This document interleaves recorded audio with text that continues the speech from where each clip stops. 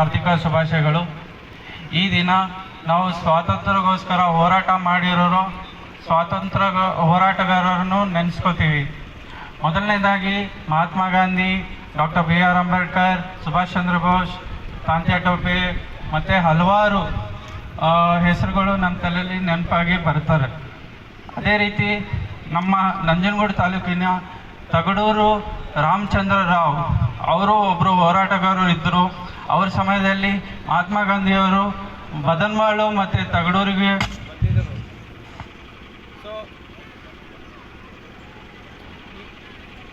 ಬದನ್ವಾಳಿಗೆ ಮಹಾತ್ಮ ಗಾಂಧಿಯವರು ಬಂದಿದ್ದರು. ಸೊ ಆ ಟೈಮಲ್ಲಿ ನಾವು ನಂಜನಗೂಡು ಕೂಡ ಸ್ವಾತಂತ್ರ್ಯ ಹೋರಾಟದಲ್ಲಿ ಒಂದು ಭಾಗವನ್ನು ಆಗಿತ್ತು. ಈಗ 78 ವರ್ಷ ಸ್ವಾತಂತ್ರ್ಯ ನಂತರ ನಮ್ಮ ದೇಶ ಒಂದು ಬಂದಿದೆ. ಈ ಪ್ರಗತಿಗೋಸ್ಕರ ಹಲವಾರು ಪ್ರಗತಿಯನ್ನು ನಾವು ಕಂಡಿದ್ದೀವಿ. ಪ್ರಪಂಚದಲ್ಲಿ ಎಲ್ಲ ಕ್ಷೇತ್ರದಲ್ಲೂ ಕೂಡ ನಮ್ಮ ಭಾರತೀಯರು ಇದ್ದಾರೆ. ಈಗ ನಿಮ್ಮ ಕೊಡುಗೆ ಭಾರತಕ್ಕೆ ಯಾವಾಗಲೂ ಇದ್ದೇ ಇರುತ್ತೆ.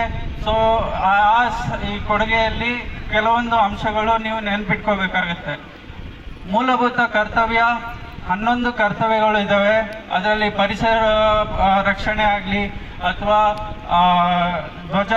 ರಾಷ್ಟ್ರಧ್ವಜ ಗೌರವ ಸಲ್ಲಿಸೋದಾಗಲಿ ಅಥವಾ ಮಹಿಳೆಯರಿಗೆ ಗೌರವ ಸಲ್ಲಿಸೋದಾಗಲಿ, ಇದೆಲ್ಲನೂ ನೀವು ಗಮನದಲ್ಲಿ ಇಟ್ಕೊಂಡು ನಮ್ಮ ದೇಶಕ್ಕೆ ಮತ್ತು ನಮ್ಮ ದಿನನಿತ್ಯಕ್ಕೆ ಯಾವ ರೀತಿ ನಾವು ಕೊಡುಗೆ ಕೊಡ್ಬೋದು ಅಂತ ಇದನ್ನು ತಲೆಯಲ್ಲಿ ಇಟ್ಕೊಂಡು ನನ್ನ 2 ಸಂದೇಶದ ಮಾತನ್ನು ಮುಕ್ತಾಯಗೊಳಿಸ್ತೀನಿ.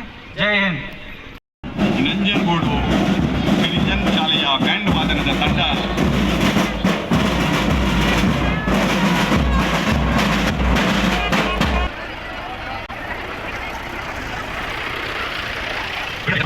ಆಯೋಜನೆಯನ್ನು ನಾವು ಮಾಡಿದ್ದು.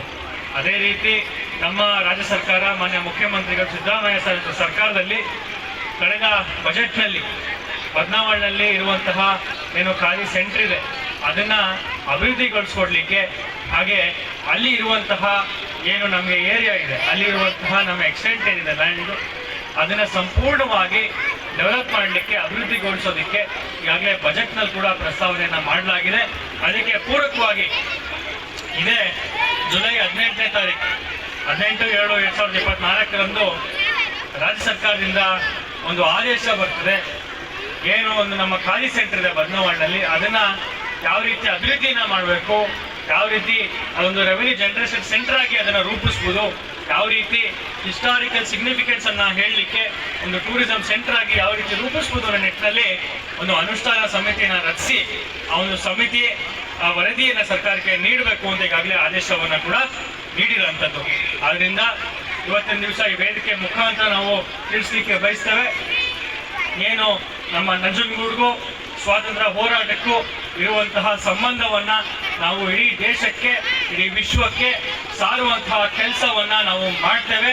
ಬದನಾವಣೆಯಲ್ಲಿ ಇರುವಂತಹ ಖಾದಿ ಸೆಂಟರನ್ನು ನಾವು ತುಂಬ ಅತ್ಯುತ್ತಮವಾಗಿ ಅದನ್ನು ಡೆವಲಪ್ ಮಾಡಿ ಅಭಿವೃದ್ಧಿಗೊಳಿಸಿ ಇಂಟರ್ನ್ಯಾಷನಲ್ ಮ್ಯಾಪ್ನಲ್ಲಿ ಹಾಕುವಂಥ ಕೆಲಸವನ್ನು ನಾವು ನೀವು ಎಲ್ಲ ಸೇರಿ ಮಾಡಬೇಕಾಗ್ತದೆ ಅಂತ ವೇದಿಕೆ ಮುಖಾಂತರ ಈ ಒಂದು ಶ್ರೇಷ್ಠ ದಿನದಂದು ನಾನು ತಮಗೆ ತಿಳಿಸ್ಲಿಕ್ಕೆ ಬಯಸ್ತಾ, ಇವತ್ತಿನ ದಿವಸ ನಮ್ಮ ಭಾರತ ದೇಶ ಸ್ವಾತಂತ್ರ್ಯ ಬಂದು ಸುಮಾರು 78 ವರ್ಷ ಆಗಿದೆ.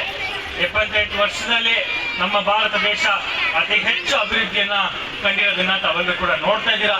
ಇವತ್ತಿನ ದಿವಸ